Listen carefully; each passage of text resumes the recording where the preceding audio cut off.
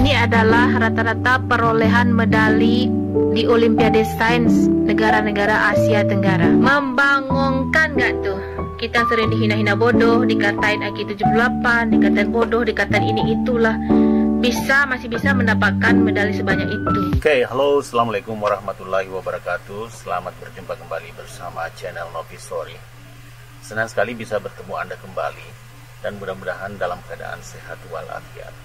Oke, satu video dari Garuda Zone IDN ya, sebagai video narasumber untuk untuk menambah wawasan kita agar kami lebih paham bahwa IQ Indonesia tidak benar sebagai IQ 78, bahkan IQ Indonesia ini di atas rata-rata.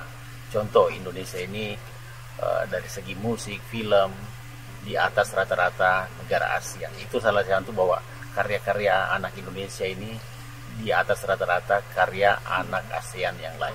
Kemudian selanjutnya biologi kita memperoleh 85. Astronomi, ejekan negara jiran kita Malaysia kepada rakyat Indonesia.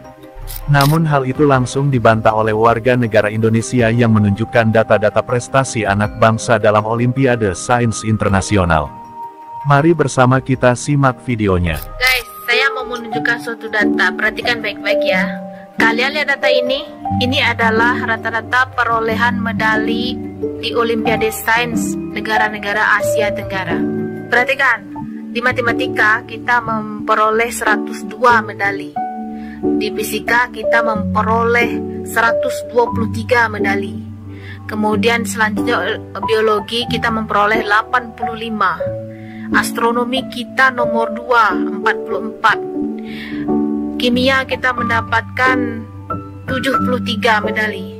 Dan selanjutnya informatik 81. Membangunkan gak tuh? Kita sering dihina-hina bodoh, dikatain IQ 78, dikatain bodoh, dikatain ini itulah. Masih bisa mendapatkan medali sebanyak itu. Gimana ya posisi-posisi negara yang di bawah-bawah, yang sampai tidak mendapatkan medali sama sekali, kayak 0 gitu. IQ 78 segitu medalinya.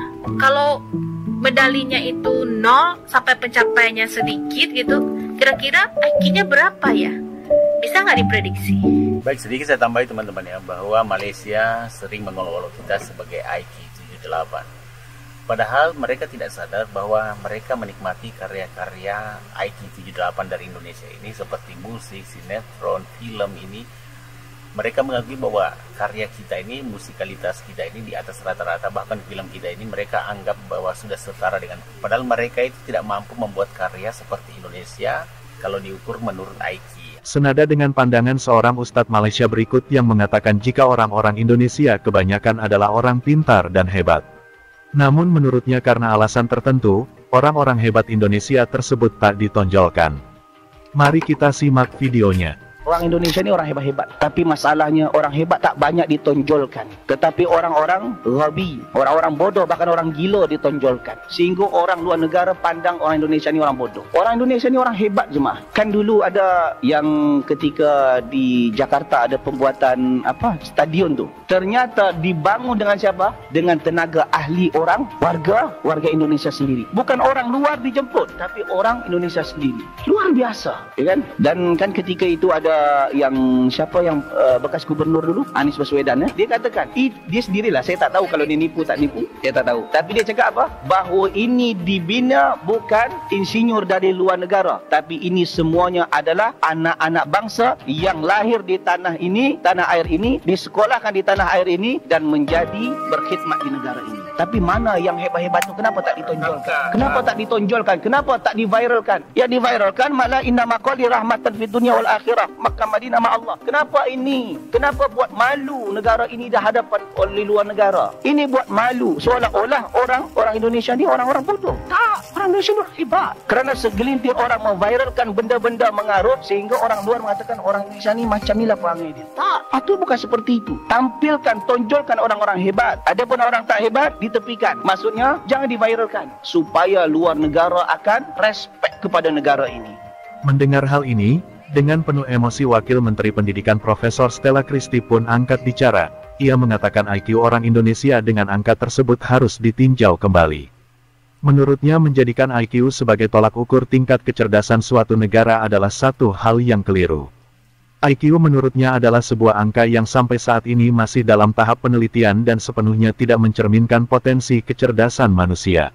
Saya terus terang aja kalau boleh Bang Andi, sangat tidak setuju dan ingin supaya mengajak semua orang pembicaraan tentang IQ. Apalagi banyak yang suka bilang IQ orang Indonesia 80. 78,49. 70. Simpanse ada yang 90. 80 lah rata-rata ya. Ada yang 90. Artinya kita kalah dari simpanse katanya. Itu tidak benar sekali Bang Andi. Tidak benar ya? Tidak benar Bang Andi. Saya nggak tahu dari siapa, tapi dari mana. Nama penelitinya saya catat ini. Iya. Ya, Richard Lynn dan David Becker ini. Ya, dia menyebutkan kecerdasan orang Indonesia ini dibandingkan dengan berbagai. Saya nggak tahu ini valid atau tidak, tapi ini kemudian menjadi olok-olok. Iya. Tapi kalau dikaitkan tadi dengan cerita yang saya sampaikan, di mana anak-anak ditanya sesuatu yang sederhana tidak bisa memecahkan itu. Tapi Anda nggak percaya itu ya? Saya tidak percaya, dan saya pertama bukan tidak percaya. Saya selalu, karena saya adalah ilmuwan, saya selalu menggunakan data dan bukti-bukti dari ilmiah. Mari kita kembalikan, sebenarnya IQ itu adalah berdasarkan tes.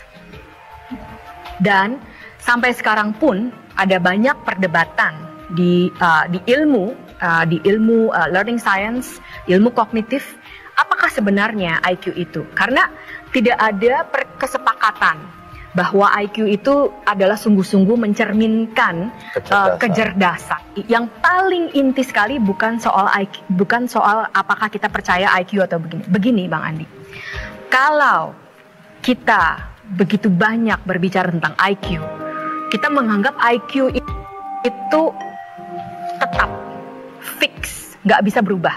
Jadi kalau kita bilang orang Indonesia itu IQ-nya 80, selama-lamanya kita itu nggak akan berkembang. Nah, inilah yang menjadi bahaya. Karena kalau tadi PISA atau bahkan anak-anak itu tidak bisa 3 kali 5, itu bukan karena mereka IQ-nya rendah, bukan karena mereka bodoh, tetapi karena mereka tidak mendapatkan pengajaran yang baik.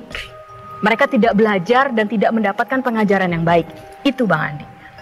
Jadi, kembali lagi ada data yang menunjukkan bahwa ada korelasi antara yang kita sebut growth mindset dan fixed mindset. Pernah dengar nggak sih omongan orang Indonesia yang saat di Indonesia dia biasa-biasa aja, nggak pinter banget, tapi setelah tinggal atau sekolah di luar negeri dia mendadak pinter. Banyak akal dan apa-apa diakalin. Ya, apa-apa diakalin. Itu tuh benar-benar Indonesia banget coba. Sekarang gini, siapa cewek-cewek di sini yang kalau nggak ada catokan masih bisa diakalin pakai setrikaan? Saking kearifan lokalnya, kepintaran ini, sampai gue nggak bisa dapet bahasa Inggrisnya. Mungkin kayak second option, tapi masih nggak sih. Dan teman-teman gue pun mengakui kalau orang Indonesia itu emang banyak akalnya. Qatar negara kaya, tapi bukan negara maju. Ya gitu, jadi kalau mau menjadi negara maju, SDM-nya juga harus bagus. Indonesia ini udah mengalami kenaikan kualitas SDM ya. Nih, kalau nggak percaya, pertama, lihat FYP TikTok kalian.